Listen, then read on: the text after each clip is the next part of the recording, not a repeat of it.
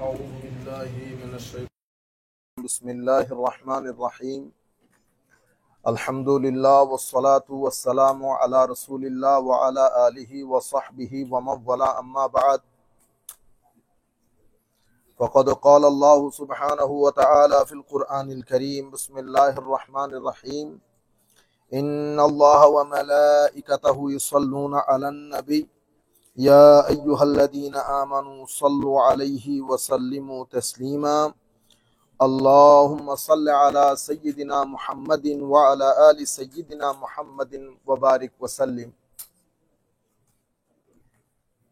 تعالوا ندعو أبناءنا وأبناءكم ونساءنا ونساءكم وأنفسنا وأنفسكم ثم نبتهل فنجعل لعنة الله على الكاذبين صدق الله مولانا العظيم সম্মানিত মুসল্লিয়ানে কেরাম, আমরা আমাদের দরসুল কোরআনকে আজকে দরসুল কোরআনের জায়গায় হযরতে আলী কাররামাল্লাহু ওয়াজহাহুল কারীমের শাহাদাত বার্ষিকী উপলক্ষে, শাহাদাত দিবস উপলক্ষে হযরত আলী রাদিয়াল্লাহু তাআলা আনহু সম্পর্কে কিছু কথা আপনাদের সম্মুখে তুলে ধরা বড় জরুরি। আপনারা প্রশ্ন করতে পারেন, খোলাফায়ে রাশেদার মধ্যে আবু বকর সিদ্দিক রাদিয়াল্লাহু তাআলা আনহু, উসমানে গনি, হযরতে ফারুক আজম রাদিয়াল্লাহু তাআলা আনহুর শাহাদাতও হয়েছে। ফারুক আজমও শাহাদাত বরণ করেছেন। উসমান, এটা উম্মতে মুসলিমার আনফরচুনেট আমাদের হিস্ট্রি। আমরা সবসময় বলতে বলি না, আমরা তো সবাই মুসলমান। তো সবাই মুসলমান হলে ফারুক আজমকে হত্যা করছে কে?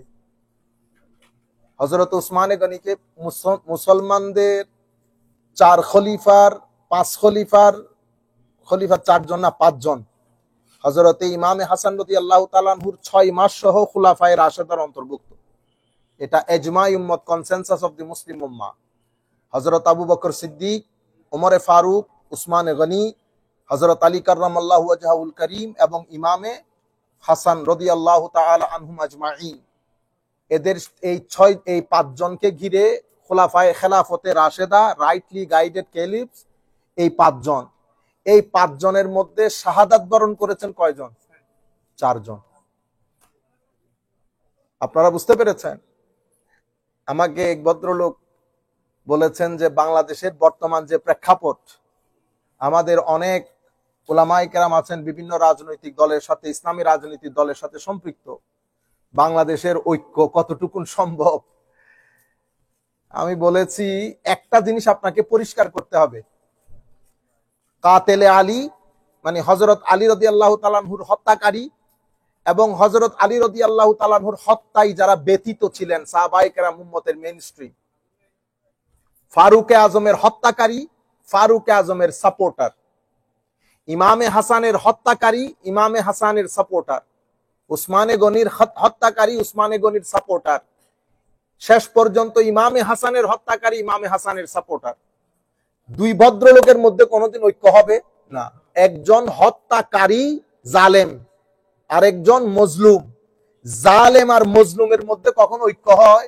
আপনি পরিষ্কার করে ফেলতে হবে, হয় এই পাশে নতুবা ওই পাশে। মাঝখানে যদি বলেন আমি জানি না আসলে হক কোন দিকে ছিল, বাতিল কোন দিকে ছিল, তাহলে আপনি হলেন মুনাফিক। আপনি হলেন মুনাফিক, মানে এই পাশেও বলতে চাচ্ছেন না, এই পাশেও বলতে চাচ্ছেন না। যেটা হক সেটা হক, যেটা বাতিল সেটা বাতিল। হযরতে ফারুক আজমকে যিনি হত্যা করেছেন, চোখ বন্ধ করে বলতে পারবো বাতিল, আমার ফারুক হকের উপর। উসমানে গনিকে যিনি হত্যা করেছেন, বাতিল, আমার উসমান হকের উপর। আমার আলীকে যিনি হত্যা করেছেন, কোনো হেজিটেশন, কোনো থিংকিং বাদে, কোনো রিসার্চ করা বাদে, বাতিল, খারিজি, মুনাফিক। আর হযরত আলী হকের উপর। ইমামে হাসানকে যিনি হত্যা করেছেন, বাতিল, কোনো ধরনের থিংকিং নাই, এটা বাতুলতা। হযরত ইমামে হাসান হকের উপর। উম্মতে মুসলিমার জ্বালা এই জায়গায়। আমি শুধুমাত্র ঢং দেখাই কোনো লাভ নাই। আপনি পরিষ্কার করতে হবে, হয় এই স্টেজে নতুবা এই স্টেজে। আপনি এই স্টেজে, দুই স্টেজের মাঝখানে থাকলে মুজাবজাবিন, লা ইলাহা ইল্লাল্লাহ ওয়া লা ইলাহা ইল্লাল্লাহ, মানে এই পাশেও না এই পাশেও না, আমি ভাই মাঝখানে। তো মাঝখানে জায়গা হচ্ছে মুনাফিকদের। আপনি স্টেজ নির্ধারণ করে ফেলতে হবে, আমার স্টেজ এই জায়গায়। তাহলে আমরা সবাই মুসলমান।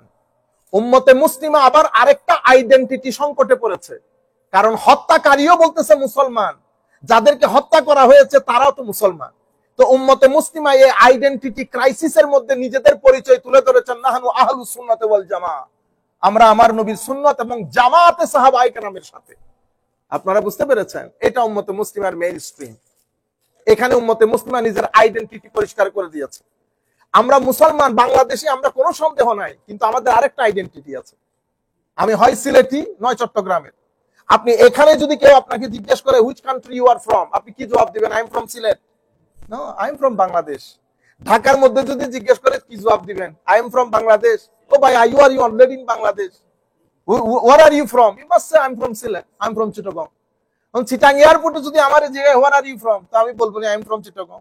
না, আমি আমাকে থানা জিজ্ঞেস করতেছে আপনি কোন এলাকার লোক, তো আমি থানা, এখন থানা আলাই যদি থানার ওসি জিজ্ঞেস করে যদি হুজুর আপনি কোন এলাকার লোক, আমি যদি বলি আমি পাহাড়তলি থানার লোক, হুজুর আপনি পাহাড়তলি থানায় বসে আছেন, কোন এলাকার, তখন আমি ওয়ার্ড বলতে হবে। এভাবে আইডেন্টিটি আস্তে আস্তে কি হয়, কনস্ট্রিক্ট হয়, আর একটু পরিষ্কার করার জন্য। তাইলে হযরতে আলী রাদিয়াল্লাহু তাআলা আনহুর এই জিনিসটা এত বেশি আমরা কথা বলার কারণ কি? ওসমানে গনির হত্যা সম্পর্কে আমরা বলি যদিও, তবুও হয়তো আপনাদের মনে হতে পারে এগুলো এত হাইলাইটেড হয় না। হযরত আলী রাদিয়াল্লাহু তাআলা আনহুর বিষয়টা বেশি হাইলাইটেড হওয়ার কারণ হচ্ছে উম্মতে মুসলিমা যেই ফিরকার কারণে, যেই ডিভিশনের কারণে 1250 বছর শাসন করার পরে উম্মতে মুসলিমার তকদিরের মধ্যে পতন আসে। সেই পতনের মূল হচ্ছে শিয়া আর সুন্নির মধ্যে দ্বন্দ্ব। আর শিয়া এবং সুন্নি এটার যাত্রা শুরু হয় হযরত আলী রাদিয়াল্লাহু তাআলা আনহুর হত্যাকাণ্ডের মাধ্যমে। উম্মতে মুসলিমা দুই ধারায় বিভক্ত হয়ে যায়, পরিপূর্ণরূপে দুইটা ধারা হয়ে যায়। যারা নিজেদেরকে হযরত আলী রাদিয়াল্লাহু তাআলা আনহুর সাপোর্টার দাবি করতেন, ওরা আজকালকার যুগের শিয়া ছিল না। শিয়া পরবর্তীতে লেটার জেনারেশন এসে অনেক ধরনের সংযোজন বিয়োজন পরে, রাজনৈতিক পরিস্থিতি, এরপরে নিজেদের অস্তিত্ব সবকিছু মিলাইয়া তারা আলাদা একটা ফেরকা হয়ে গেছে। কিন্তু হযরত আলী রাদিয়াল্লাহু তাআলা আনহুর শাহাদাতের মাধ্যমে উম্মতে মুসলিমা যেই সমস্যা সংকুল পরিস্থিতি পাড়ি দিয়েছে, এটা উম্মতে মুসলিমা কেমনে সারভাইভ করেছে এটা আল্লাহ পাক ভালো জানে। এটা আমার নবীর নেক নজর ছিল, নতুবা উম্মতে মুসলিমা সারভাইভ করার কথা না। উম্মতে মুসলিমার পুরা শাসন ব্যবস্থা দুই ধারায় বিভক্ত হয়ে গেছে। এরপরে হযরত ইমামে হাসান রাদিয়াল্লাহু তাআলা আনহু যখন খেলাফতের মধ্যে আসছেন, তখন তো হত্যা যজ্ঞের বাজার গরম। ইমাম হাসান রাদিয়াল্লাহু তাআলা আনহু স্টেপ ডাউন করলেন, অতঃপর উনাকে 20 যোগে শহীদ করা হলো। এরপরে ইমামে হুসাইন রাদিয়াল্লাহু তাআলা আনহুর শাহাদাতের মাধ্যমে উম্মতে মুসলিমা এক আজীব পরিস্থিতি পাড়ি দিয়েছে। এরপরে আমরা স্বাভাবিকভাবে ডিক্টেটরশিপে চলে এসেছি, গণতন্ত্র। আমাদের নবীর যে ডিভাইন ডেমোক্রেসি ছিল, আমার নবী সাল্লাল্লাহু আলাইহি ওয়াসাল্লামের পরে আমার নবী নির্দিষ্ট কাউকে খেলাফতে নিযুক্ত করে যান নাই। এটা হচ্ছে ইসলামের পলিটিক্যাল ডেভেলপমেন্ট। ইসলামের পলিটিক্যাল ডেভেলপমেন্টের মধ্যে আমরা যখন বলি ডেমোক্রেসি, তো ইটস নট ওয়েস্টার্ন ডেমোক্রেসি। প্রত্যেক শব্দের একটা শাব্দিক অর্থ আছে। ডেমোক্রেসি বলতে আমরা বুঝি এমন ক্ষমতা যেখানে পাবলিকের অধিকার থাকে, কথা বলার অধিকার থাকে, এবং যেখানে কোনো এলিটনেস থাকে না, সবার সমান অধিকার থাকে, এটাকে আমরা ডেমোক্রেসি বলতেছি। তো আমার নবী সাল্লাল্লাহু আলাইহি সাল্লামের পরে হযরত আবু বকর সিদ্দিক রাদিয়াল্লাহু তাআলা খলিফা নিযুক্ত হলেন। কিভাবে? দীর্ঘ আলোচনার পরে যেভাবে পার্লামেন্টের মধ্যে ডিসকাশন হয়, প্রত্যেকে যার যার নমিনেশন দিয়েছে, নমিনেশন দেওয়ার পরে কেউ কেউ তাদের নমিনেশনকে উইথড্র করেছে। এরপরে বিস্তারিত আলাপ হয়েছে, 1-2 ঘন্টার আলোচনা না, দীর্ঘক্ষণ আলোচনার পরে ইউনানিমাসলি সবাই এগ্রিড আপন করে আবু বকর সিদ্দিক রাদিয়াল্লাহু তাআলা আনহুর উপর। আদারওয়াইজ মুহাজিরিনরা নিজেদের পক্ষ থেকে নমিনেশন দেয়, নমিনি নির্ধারণ করে। আনসারী সাহাবায়ে কেরাম নিজেদের পক্ষ থেকে নমিনেশন দেয়। এরপরে কেউ কেউ তাদের নমিনেশনকে উইথড্র করে। অতঃপর লম্বা কথাগুলা। এরপর আবু বকর সিদ্দিক ইউনানিমাসলি। তো এটাকে আপনারা ভোট বলবেন না? এটা বুঝি ভোট না, হয়তো ভোট কোনটা? বুঝতে পেরেছেন? আবু বকর সিদ্দিক রাদিয়াল্লাহু তাআলা দুনিয়া থেকে চলে গেছেন। উনি যাওয়ার পরে উনি উনার পরবর্তী খলিফার নাম, উনার যে স্পেশাল কনসালটেশন ফোরাম আছে, সেই ফোরামের মধ্যে উনি নাম নমিনেশন দিয়ে দিয়েছেন হযরত ফারুক আজম। ইউনানিমাসলি সবাই এগ্রিড আপন করেছে ফারুক আজমের উপরে। এরপরে সমস্যা সৃষ্টি হয়েছে হযরত উসমানে গনির সময়কালে। হযরত উসমানে গনির সময়কালে তখন মুসলমানদের মধ্যে হাউস দুইটা হয়ে গেছে। বুঝতে পেরেছেন? এখানে ওয়েস্টার্ন কান্ট্রিতে, স্পেশালি ইংল্যান্ডে যেরকম House of Lords, House of Commons, exactly ওইটাই। বিশেষ ওখানে 6 জন, আর হাউস অফ কমন্স এর মধ্যে মিনিমাম 50 জন, মতান্তরে 65 জন, মতান্তরে 55 জন শুরা সদস্য ছিলেন।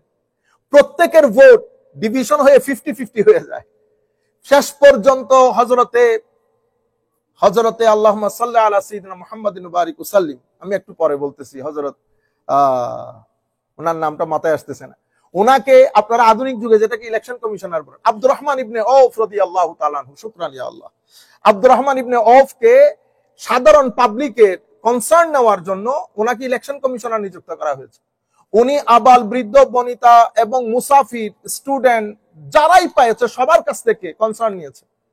এই ভোটের মধ্যে উসমানে গনি রাদিয়াল্লাহু তাআলা আনহু নমিনেটেড হয়েছেন থার্ড ক্যালিফ অফ ইসলাম। এরপরে হযরত ফারুক আলী রাদিয়াল্লাহু ইউনানিমাসলি হয়ে গেছে হযরত আলী রাদিয়াল্লাহু তাআলা আনহু। একই অবস্থায় হযরতে ইমামে হাসান রাদিয়াল্লাহু তাআলা আনহু হয়েছে। এটা মুসলমানদের ইসলামের পলিটিক্যাল ডেভেলপমেন্ট। এখানে আপনি হাত ঢুকার কোনো জায়গা নাই। আনফরচুনেটলি আমরা এটা কোথাও বলার জায়গা নাই। যারা আপনারা বলতে যান তারা হয়তো জানেনও না জিনিসগুলা, আর আমাদেরকে এগুলা পড়ানো হয় না। যাই হোক, তো আমি আপনাদেরকে যেটা বলতে চাচ্ছি, হযরত আলী রাদিয়াল্লাহু তাআলা আনহুর যে শাহাদাত, এটা মুসলমানদের ইতিহাসে অনেক গুরুত্বের দাবি রাখে, কারণ এটার মাধ্যমে মুসলমানরা দুই ধারা বিভক্ত হয়ে যায়। এখান থেকে উগ্রবাদিতার, আমি কেন বলতেছি এটা ভেরি ইম্পর্টেন্ট, কারণ বর্তমান মুসলিম দেশের মধ্যে আমাদের দেশ সহ বিশেষ করে সৌদি আরবের, আমাদের উসমানিয়া খেলাফতের পতনের পরে সৌদি আরবের মধ্যে যখন ওয়াহাবি আন্দোলন শুরু হয়, আব্দুল ওয়াহাব নজদির লিডারশিপে, ওনার নামে ওই আন্দোলনের নাম দেওয়া হয় ওয়াহাবি মুভমেন্ট। এই ওয়াহাবি মুভমেন্টের আইডিওলজিক্যাল সাপোর্টার ছিল শেখ ইবনে তাইমিয়া। শেখ ইবনে তাইমিয়ার সাথে বিভিন্ন মাসলা মাসাইলের ক্ষেত্রে সমস্ত উলামায়ে কেরামের দ্বিমত আছে। মানে উনি এক পক্ষে আর সমস্ত আলেম আরেক পক্ষে। যেমন মদিনা শরীফে জিয়ারত নিয়ে ওনার দ্বিমত ছিল, ইসালে সোয়াব নিয়ে দ্বিমত ছিল, এভাবে আরো অনেক মাসলা মাসাইল নিয়ে, তাসাব্বুফ নিয়ে, সুফিবাদ নিয়ে, সুফিয়ায়ে কেরামকে নিয়ে ওনার দ্বিমত ছিল। অসংখ্য সুফিয়ায়ে কেরামকে উনি কাফের ফতোয়া দিয়েছেন। অনেক এক্সট্রিম টাইপের আলেম ছিলেন, সে কারণে সরকারিভাবে অনেক সমস্যার মধ্য দিয়ে ওনাকে যেতে হয়েছে। মুসলিম দুনিয়া এক পক্ষে, উনি আরেক পক্ষে। তো উনি আইডিওলজিক্যাল সাপোর্টার হয়েছেন ওয়াহাবি আন্দোলনের, অর্থাৎ ফতোয়া থেকে শুরু করে মতামত থেকে ধর্মীয় মতামত সবকিছু ইবনে তাইমিয়া থেকে নেওয়া হয়েছে। সেই ওয়াহাবি আন্দোলন পরবর্তীতে আমাদের এশিয়ার মধ্যে আমরা যারা দেওবন্দ ঘরানার আছি ওখানে মিক্স হয়ে কিছুটা হলেও ইনফ্লুয়েন্স করতে সক্ষম হয়। আপনারা বুঝতে পেরেছেন, এটা আমাদের দেশে উগ্রবাদিতার, আমরা যারা রাজনৈতিকভাবে ইনভলভ, রাজনীতি করি, আমাদের একটা অবস্থা হচ্ছে উগ্রবাদিতা। আমরা সাধারণভাবে চিন্তা করতে পারি না। এই বিষয়গুলো, এই মুভমেন্টটা যখন আমাদের এশিয়ার মধ্যে ঢুকেছে, আমাদের এখানে খেলাফতের যে কনসেপ্ট সেটা চেঞ্জ হয়ে গেছে, সেটা উগ্রবাদিতার দিকে চলে গেছে, যেটা আফগানিস্তানের মডেল। আপনারা বুঝতে পেরেছেন। এরপরে জিহাদের যে কনসেপ্ট এবং ইন্টারপ্রিটেশন, এটা পরিবর্তন হয়ে গেছে, এটা উগ্রবাদিতার দিকে চলে গেছে। এরপরে ইসলামী শাসন ব্যবস্থা, কুল কায়নাতকে আমরা বুঝিয়েছি ইসলামী শাসন ব্যবস্থা মানে হাত কেটে দেওয়া। ইসলামী শাসন ব্যবস্থা মানে হচ্ছে আধা পর্যন্ত গেটে পাথর মেরে নিক্ষেপ করে মেরে ফেলা। অথচ শরীয়তের উসুল, মকসদ হচ্ছে পাঁচটা। শরীয়তের মানে শরীয় আইনের মকসদই হচ্ছে পাঁচটা। আপনার জীবনের নিরাপত্তা, এটা আমরা কাকে গিয়ে বলবো? আপনার সম্পদের নিরাপত্তা, আপনার ইজ্জতের নিরাপত্তা। বুঝতে পেরেছেন? আল্লাহ আল্লাহ রসুলের হুকুম, এভাবে পাঁচটা হচ্ছে শরীয়তের মকসদ। শরীয়ত যদি এটা পালন করতে না পারে, তাহলে তো শরীয়ত নিজের মকসদই এস্টাবলিশ করতে পারলো না। আপনারা বুঝতে পেরেছেন? কুল কায়নাতের মধ্যে, ইভেন আমাদের বাংলাদেশে আমাদের সাধারণ মুসলমানদের মাথায় আমি যখন খেলাফত বলবো, তখন ওরা মনবে কাটাকাটি, তালোয়ার, হেপ কেটে ফেলা, এগুলো আমাদের মাথার ভিতরে আসে, কারণ আমরা এগুলাই শিখিয়েছি গত কিছুদিন ধরে। আপনারা বুঝতে পেরেছেন? এই ধারা এসে এখন আমরা যারা ইসলামী আন্দোলনের সাথে জড়িত, কখনো কখনো দেখবেন ঘোড়া দৌড়াইতেছে, কখনো কখনো দেখবেন এই তাগুতের বিরুদ্ধে যুদ্ধ। কোন তাগুতের বিরুদ্ধে যুদ্ধ করতেছেন? আপনারা বুঝতে পেরেছেন? সাধারণ ছেলেপুলে কনফিউজড। এটা সূত্রপাত হযরত আলী রাদিয়াল্লাহু তাআলা হত্যা, ফারুক আজমের হত্যা, উসমানে গনির হত্যা। হত্যাকারী খারেজি, উগ্রবাদী, আর যাদেরকে হত্যা করা হয়েছে ওনারা মেইন স্ট্রিম। সেই কারণে এই জিনিসগুলো জানা দরকার। আসলে আমরা দুই একটা হাদিস বলে শেষ করে দেব। হযরতে যার ব্যাপারে আমরা আজকে কথা বলতে বসছি, রাসূল করিম সাল্লাল্লাহু আলাইহি ওয়াসাল্লাম ইরশাদ করেন, এটা মুসলিম শরীফের মধ্যে চ্যাপ্টার, এটা হচ্ছে মুসলিম শরীফের অধ্যায়। মুসলিম শরীফের অধ্যায়, ইমাম মুসলিম কি লিখেছে দেখেন, বাবুদ দলিল আলা আন্না হুব্বাল আনসার ওয়া আলী রাদিয়াল্লাহু তাআলা আনহুম মিনাল ঈমান ওয়া আলামাতিহি ওয়া বুগদাহুম মিন আলামাতিন নিফাক। মানে অধ্যায়ের নামকরণ করা হয়েছে, এই অধ্যায়ের হাদিসগুলা হযরত আলী রাদিয়াল্লাহু তাআলা আনহুর মহব্বত, আনসারী সাহাবীদের মহব্বত, ঈমান এবং ঈমানের আলামত, তাদের প্রতি ঘৃণা, তাদের প্রতি বিদ্বেষ পোষণ, এটা মুনাফিকের আলামত। এটা মুসলিম শরীফের চ্যাপ্টার। এখানে কি লিখেছে আমার নবী, قال علي رضي الله عنه والذي فلق الحبة ওয়া বারাআন নাসামা ইন্নাহু লা আহাদুন নবী আল উম্মি সাল্লাল্লাহু আলাইহি ওয়াসাল্লাম ইলাইয়া আল্লা ইউহিব্বানি ইল্লা মুমিন ওয়া লা ইউবগিদানি ইল্লা মুনাফিক। হযরত, এটা মুসলিম শরীফের riwayat। হযরত আলী রাদিয়াল্লাহু তাআলা আনহু বলছেন, সেই মহান সত্তার শপথ যিনি বীজের মধ্য থেকে চারা বের করেন, সেই মহান সত্তার শপথ, আমার নবী আমার সাথে ওয়াদা করেছেন। আলী কি বলেছে দেখেন, লা ইউহিব্বানি ইল্লা মুমিন, কোন মুমিন তোমাকে ঘৃণা করতে পারবে না, মুমিন তোমাকে মহব্বত করবে, মুনাফিক তোমাকে ঘৃণা করবে। বুঝতে পেরেছেন? তাইলে আলী রাদিয়াল্লাহু তাআলা আনহু became decisive factor between ইমান এন্ড নিফাক। হুব্বে আলী ইমানের আলামত, বুগজে আলী মুনাফিকের আলামত। তাইলে যারা হযরত আলীকে হত্যা করেছে, মুনাফিক না হলে কি হত্যা করতে পারতো? সেই থেকে এই পর্যন্ত আমরা এগুলা বলি না, মাহফিল থেকে তুলে দিয়েছি, সুন্দর সুন্দর কথা বলি শুধু। মানুষের তরুণ প্রজন্মের ঈমান হুমকির সম্মুখীন, আমরা সেই জায়গার মধ্যে আসি না, সুন্দর সুন্দর কথা বলি নিজের দল ভারী করার জন্য। আপনারা বুঝতে পেরেছেন? এরপরে দুই একটা হাদিস, হযরতে এই হাদিস ইমাম মুসলিম ফাদাইলে সাহাবার মধ্যে হযরত আলী রাদিয়াল্লাহু তাআলা আনহুর অধ্যায়ে বর্ণনা করেছেন। আন আমির বিন সাদ বিন আবি ওয়াক্কাস আন আবিহি ক্বালা আমারা মুআবিয়া ইবনে আবি সুফিয়ান সাদান ফাকালা মা মানাআকা আন তাসুব্বা আবা তুরাব। হযরতে আমির বিন সাদ বিন আবি ওয়াক্কাস রাদিয়াল্লাহু তাআলা আনহু নিজের বাবাজান থেকে riwayat করতেছেন, আমাকে মুআবিয়া বিন আবি সুফিয়ান রাদিয়াল্লাহু আনহু আজমাইন, তখন ইসলাম কবুল করেছে মুআবিয়া বিন আবি সুফিয়ান রাদিয়াল্লাহু আনহুম আজমাইন, আমাকে হুকুম করেছে, আমাকে বলতেছে তুমি হযরত আলী রাদিয়াল্লাহু তাআলা আনহুর ব্যাপারে সমালোচনা করতে গেলে বলতে করো না কেন? মা মানাকা? ফাকালা আম্মা মা যাকারতু সালাসান ক্বালাহুন্না লাহু রাসূলুল্লাহ সাল্লাল্লাহু আলাইহি ওয়াসাল্লাম ফালান আসুব্বাহু লা আন তাকুনা লি ওয়াহিদাম মিনহুন্না আহাব্বু ইলাইয়া মিন হুমরিন নাআম। আয় হায় হায়, আমার তিনটা জিনিস আমাকে ধরে রাখে, যে তিনটা কথা, যে তিনটা বৈশিষ্ট্য আমার নবী হযরত আলীকে বৈশিষ্ট্যমণ্ডিত করেছেন, ওই তিনটার থেকে একটা যদি আমার ভিতরে থাকতো তো লাল উট, তখনকার সময় লাল উট মানে অনেক বড় কিছু, তো লাল উটের চেয়ে আমার চেয়ে দামি হইতো যদি ওই তিনটা গুণের কোন একটা আমার মধ্যে থাকতো। যে তিনটা বিষয় আমার নবী হযরত আলীর ব্যাপারে বলেছেন, সেগুলা কি কি? তো বলা হচ্ছে সাল্লাল্লাহু আলাইহি ওয়াসাল্লাম, আমার নবী ইয়াকুলু লাহু খালফাহু ফি বা'দে মাগাজিহি ফাকালা লাহু আলিয়ুন ইয়া রাসূলুল্লাহ খাল্লাফতানি মা'আন নিসাই ওয়াস সিবিয়ান ফাকালা লাহু রাসূলুল্লাহ সাল্লাল্লাহু আলাইহি ওয়াসাল্লাম আমা তারদা আন তাকুনা মিন্নি বিমানজিলাতি হারুন মিন মূসা ইল্লা আন্নাহু লা নুবুওয়াতা বা'দি। আমার নবী একটা জিহাদের ময়দানে যাচ্ছিলেন, হযরত আলী রাদিয়াল্লাহু তাআলা আনহুকে ঘরে রেখে, তখন উনি বলছেন আপনি আমাকে মহিলা আর বাচ্চাদের ভিতরে রেখে আপনি যুদ্ধে চলে যাচ্ছেন। আমার নবী তখন বলেছেন, আলী আমা তারদা আন তাকুনা মিন্নি বিমানজিলাতি হারুন মিন মূসা, তুমি চাও না সেই স্ট্যাটাসের মধ্যে থাকতে যে স্ট্যাটাসের মধ্যে হযরত হারুন ছিল মূসা আলাইহিস সালামের পক্ষ থেকে। ফারাক শুধু এতটুকু, আমার পরে কোনো নবী নাই। তো এটা আমার নবীর পক্ষ থেকে হযরত আলীর জন্য অনেক বড় স্ট্যাটাস। এর পরবর্তীতে বলা হচ্ছে ওয়াসামি'তুহু ইয়াকুলু ইয়াওমা খায়বার লা উ'তিয়ান্না রা'য়া রাজুলান ইউহিব্বুল্লাহ ওয়া রাসূলুহু ওয়া ইউহিব্বুহুল্লাহু ওয়া রাসূলুহু, রাজুলান ইউহিব্বুল্লাহ ওয়া রাসূলুহু ওয়া ইউহিব্বুহুল্লাহু ওয়া রাসূলুহু।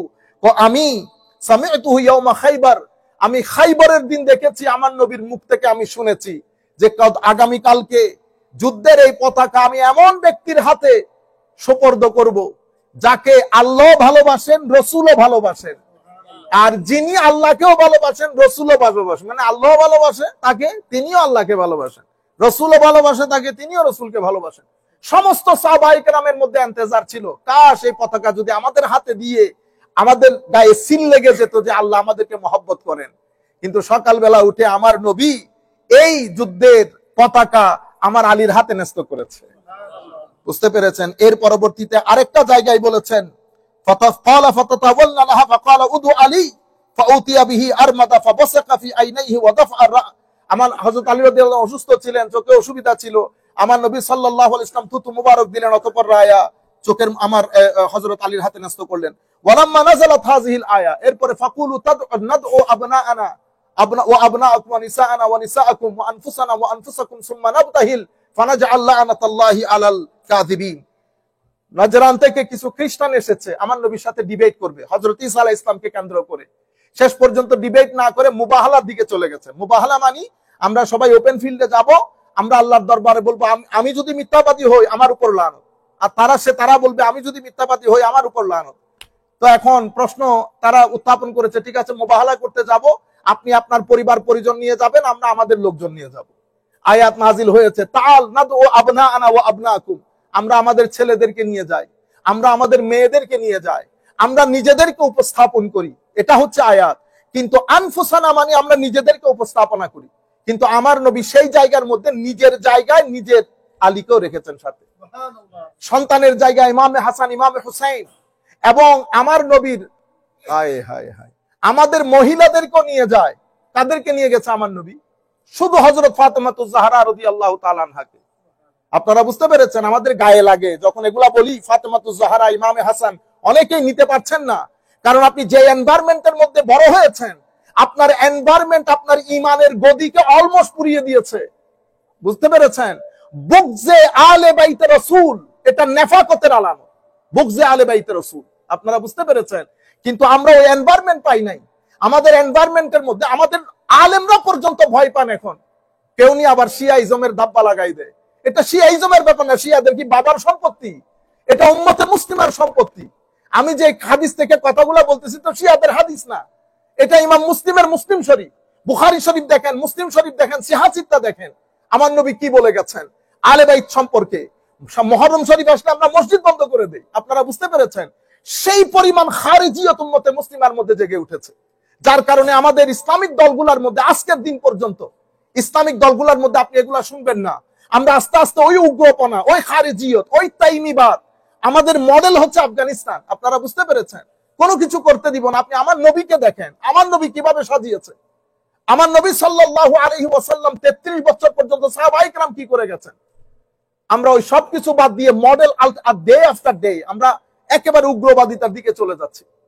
যাই হোক, এখানে আমার নবী সাল্লাল্লাহু আলাইহি ওয়াসাল্লামের উপর আয়াত নাজিল হয়েছে, নিজেরা যান। তো নিজেরার মধ্যে আমার নবী, হযরত আলী, মহিলাদের মধ্যে ফাতেমা, বলা হচ্ছে তোমাদের ছেলেদেরকে নিয়ে আসো, আমাদের ছেলেদেরকে আমরা নিয়ে যাব।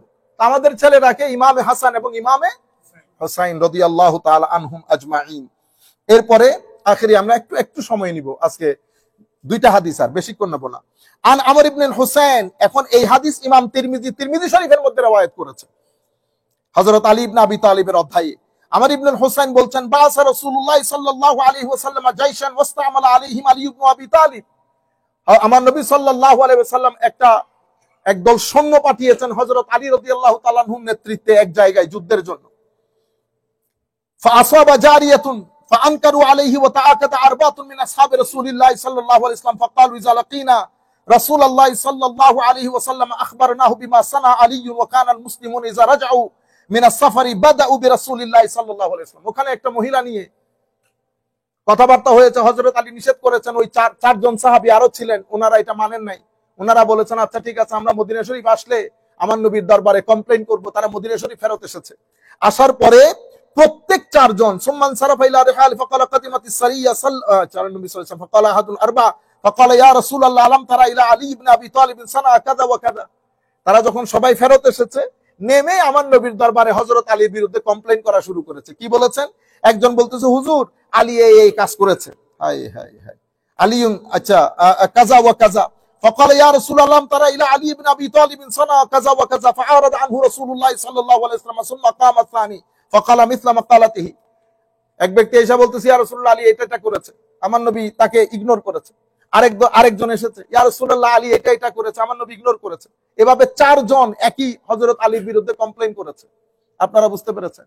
এরপরে আমার নবীর চেহারা মুবারক পরিবর্তন হয়ে গেছে, এবং আমার নবীর চেহারা পরিবর্তন হয়ে আমার নবী যে রাগান্বিত হয়ে গেছেন এটা আমার নবীর চেহারা মুবারক দেখে বোঝা যাচ্ছিল। ওয়াল গাদাবু ইউরাফু ফি ওয়াজহিহি, আমার নবীর শাকলে পাকের মধ্যে আমার নবী যে রাগান্বিত হয়েছেন সেটা বোঝা যাচ্ছিল। ফাকাল মা তুরিদুনা মিন আলিয়িন মা তুরিদুনা মিন আলিয়িন মা তুরিদুনা মিন আলিয়িন, তোমরা কি চাও আলীর কাছ থেকে, কি চাও আলীর কাছ থেকে? আমার নবী বারবার এই কথাটা রিপিট করছিলেন।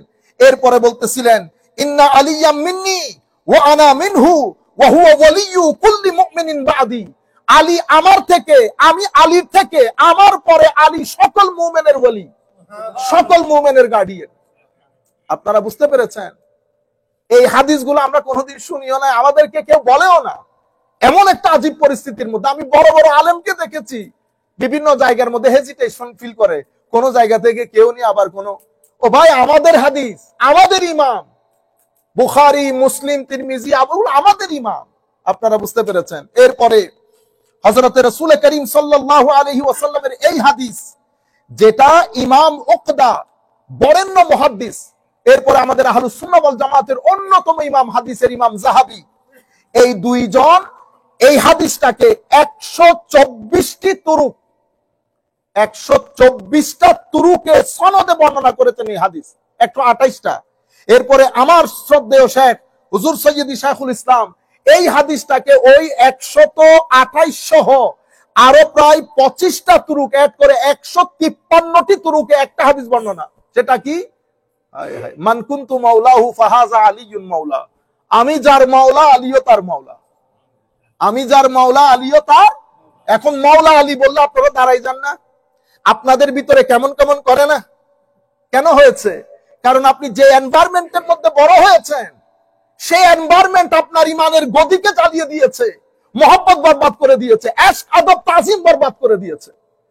যাদেরকে আমার নবী সম্মানের জায়গায় বসিয়েছে তাদেরকে আপনি নিতে পারছেন না তৌহিদের নাম দিয়ে। কেন?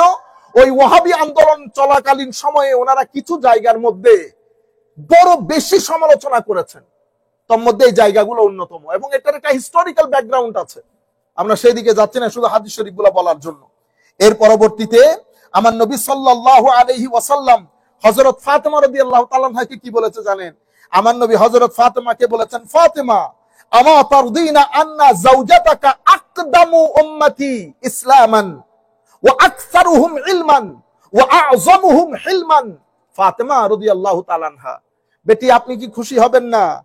আমি আপনাকে যার কাছে বিয়ে দিয়েছি, অন্য riwayat-এর মধ্যে এসেছে যার কাছে বিয়ে দিয়েছি, সেই ব্যক্তি ইসলাম কবুলের ক্ষেত্রে সবার আগে, বাচ্চাদের মধ্যে, আমরা মুহাদ্দিসিনে কেরামের ঢঙেই বলি, বাচ্চাদের মধ্যে ইসলাম কবুলের ক্ষেত্রে সবার আগে। এলমের ক্ষেত্রে আমার আলীর কোনো জুড়ি নাই, হিলম হিকমতের ক্ষেত্রে আমার আলীর কোনো জুড়ি নাই, ওয়ান এন্ড অনলি। এক এক সাহাবী এক এক ফিল্ডের মধ্যে ওয়ান এন্ড অনলি ছিলেন। আপনারা বুঝতে পেরেছেন? সকল সাহাবী আলেম, সকল সাহাবী মুত্তাকি, নো ডাউট, কিন্তু স্পেশালাইজেশন আছে। এর পরবর্তীতে আখেরি বলে শেষ করছি, আমার নবী সাল্লাল্লাহু আলাইহি ওয়াসাল্লাম ইরশাদ করছেন, আপনি দেখেন প্রায় 70 তুরুকান, 70 তুরুক দিয়ে এই হাদিস বর্ণিত হয়েছে। শেখ ইবনে তাইমিয়া এটাকে চোখ বন্ধ করে বলেছে এটা মওদু হাদিস। এভাবে বর্তমান যুগেও মানে যে হাদিসগুলোর মধ্যে আহলে বাইতের মাকাম, সাহাবায়ে কেরামের ফজিলত, আউলিয়ায়ে কেরামের ফজিলত বিসমিল্লাহ করে কি বাদ দিয়ে দে, মানে তাহরিফ কোথায় গেছে? আমার ইমাম বুখারী লিখেছেন আল আদবুল মুফরাদ কিতাব, সহিহ বুখারীর পরে আল আদবুল, উনি সহিহ বুখারীর মধ্যে সহিহ হাদিস বাদে আনেন নাই। সহিহ হাদিস বাদে যেগুলো দাঈফ, গায়র সহিহ মানে আবার আপনারা অশুদ্ধ হাদিস না, আমি টার্ম বলতেছি আপনাদেরকে। আল আদবুল মুফরাদ লিখেছেন। সেই আদবুল মুফরাদ আমি সৌদি আরবের মধ্যে কিনতে গিয়ে আমি অবাক হয়ে গেছি। বই আমি কিনেও ফেলেছি। আমি যখন সামনের দিকে আসলাম তখন দেখলাম আল আদবুল মুফরাদের উপরে ছোট্ট করে লেখা সহিহ, মানে আদবুল মুফরাদ ইমাম বুখারীরটা নাই, এটা আমাদের এই বর্তমান যুগের আরেক মুহাদ্দিস এসে উনি ছোট্ট করে লিখে দিয়েছেন সহিহ আদবে মুফরাদ, মানে ওখানে আদবুল মুফরাদ থেকে বাদ দিয়ে কাটছাট করে উনি আরেকটা আদবুল মুফরাদ বানিয়েছেন। আপনি কেমনে বুঝবেন এগুলা? আপনারা বুঝতে পেরেছেন? 70 তরিকায় এই হাদিস বর্ণিত হয়েছে কি, আনা মদিনাতুল ইলমি ওয়া আলিয়ুন বাবুহা ফামান আরাদাল ইলম ফালিয়াতিল বাব, আমি এলমের শহর, আলী তার দরজা, যেই ব্যক্তি আমার এলমের শহর থেকে জ্ঞান অন্বেষণ করতে চাইবে সেই জন্য দরজার কাছে আসে। এরপর আখেরি হাদিস বলবো, অন্য হাদিসে বলেছেন আনা দারুল হিকমাতে ওয়া আলিয়ুন বাবুহা। এরপরে আমি আখেরি হাদিস আর বলছি না। হায় হায় হায়। আন আলিয়িন রাদিয়াল্লাহু, তিরমিজি শরীফের মধ্যে এসেছে, হযরত আলী থেকে বর্ণিত, তিনি বলেন আমার নবী ইরশাদ করেছেন, রাহিমাল্লাহু আবা বকর যাওয়াজানি ইবনাতাহু ওয়া হামালানি ইলা দারিল হিজরা। আল্লাহ আমার আবু বকরকে রহমত করুক, দয়া করুক। আবু বকর বড় দয়া করে তার কন্যাকে আমার কাছে শাদী দিয়েছেন, এবং এত দুরূহ পরিস্থিতির মধ্যে আমাকে দারুল হিজরা মদিনা শরীফ নিয়ে গেছে এই আবু বকর। ওয়া রাহিমা ওয়া আতাকা বেলালান মিন মালিহি, এবং আমার আবু বকর নিজে টাকা পয়সা খরচ করে আমার বেলালকে মুক্ত করেছিল। এর পরবর্তীতে রাহিমাল্লাহু ওমর ইয়াকুলুল হক ওয়া ইন কানা মুররান তারাকাহুল হক ওয়া মালা সাদিক। তো আমার উমরের উপর আল্লাহ দয়া করুক, সত্য কথা কখনো ছাড়ে নাই, যতই তিতা হোক। এই সত্য কথার কারণে আমার উমরের কোনো বন্ধু বান্ধব নাই। রাহিমাল্লাহু উসমান তাস্তাহিল মালাইকা, আল্লাহ আমার উসমানের উপর রহমত করুক, ফেরেশতা পর্যন্ত আমার উসমানকে লজ্জাবোধ করে, হায়া করে আমার উসমানকে। রাহিমাল্লাহু আলিয়ান, আল্লাহ আমার আলীকে রহমত করুক। আল্লাহুম্মা আদরিল হাক্কা মা হাইসু দার, আল্লাহ আমার আলী যেখানে হক ও যেন সেখানে থাকে, আমার আলী যেখানে হক ও যেন সেখানে থাকে। এই হচ্ছে, আমি এমনিতে আপনাদেরকে ওই যে আটার ভিতরে লবণ দেয় না আপনারা যে খামির বানানোর সময়, এটা লবণের ছিটা মাত্র, দুই একটা হাদিস সময়ের কারণে। এরপরে হযরত আলী রাদিয়াল্লাহু তাআলা আনহু শাহাদাত যখন একেবারে মৌত একেবারে ঘনিয়ে, তখন উনি ওনার আওলাদদেরকে কিছু ওসিয়ত করেছেন। আমি 1 মিনিটের মধ্যে ওসিয়তগুলো বলে যাই যাতে একটা জামে মানে তাকরীর হয়ে যায়। উনি বলেছেন, বেটা কখনো তাকওয়ার চাদর যেন তোমাদের হাত থেকে বাইরে না যায়। দেখেন সন্তানদেরকে ওসিয়ত কি করে যাচ্ছে, তাকওয়ার চাদর যেন তোমাদের হাত থেকে বাইরে না যায়। মুআমালার ক্ষেত্রে বড় সাবধান থাকবা, মানুষের সাথে মুআমালা যেন পরিষ্কার থাকে। এরপরে ইয়েতিমের প্রতি যত্নবান হবা। এরপরে তোমার পাশে যে প্রতিবেশী আছে, প্রতিবেশীর হকের ব্যাপারে খুব বেশি সাবধান থাকবা। এরপরে কোরআনে পাকে আল্লাহ রাব্বুল আলামিন যেভাবে আমাদেরকে হুকুম দিয়েছেন নিজের জীবনকে সেভাবে পরিচালিত করবা। আর দ্বীনকে চরমভাবে আঁকড়িয়ে ধরবা, এটা হচ্ছে আমাদের সুতুন, আমাদের বেঁচে থাকার স্তম্ভ। পরস্পরের সম্পর্ক টিকিয়ে রাখবে, নষ্ট করিও না। পরস্পরের জন্য খরচ করবা। আলাইকুম বিত্তাওয়াসসুল ওয়াত তাবাজ্জুল, এভাবে বলেছেন। কাউকে ইগনোর করিও না, কারো পিছনে কথা বলিও না। ভালো জিনিসের কথা বলবা, খারাপ জিনিস থেকে মানুষকে বাঁচিয়ে রাখবা। যদি এটা বন্ধ করে দাও তো জালিমকে তোমাদের উপরে কি করে দেওয়া হবে? মুসাল্লাত করে দেওয়া হবে। এই কাজগুলা যদি তুমি ছেড়ে দাও তো তোমাদেরকে জালিমকে তোমাদের শাসক নিযুক্ত করা হবে। আল্লাহ রাব্বুল আলামিন আমাদের হামি ও নাসির হোক। মাওলাই করিম আমাদেরকে সেই ঈমান দান করুক যে ঈমান আমার নবীর সাহাবায়ে কেরামের ভিতরে জাগরণ করেছে। আল্লাহ রাব্বুল আলামিন আমাদেরকে হযরত আলী আসহাবে রাসূল সাল্লাল্লাহু আলাইহি ওয়াসাল্লাম খুলাফায়ে রাশিদার ফিউজাত দিয়ে ধন্য করুক। মাওলাই করিম আমাদেরকে এবং আমাদের পরবর্তী প্রজন্মকে যারা এই হত্যার সাথে জড়িত, তারা তাদের আইডিওলজি, তাদের বংশ সবকিছু থেকে আল্লাহ আমাদের মুসলিম উম্মতকে হেফাজত করুক। আল্লাহুম্মা আমিন। রব্বানা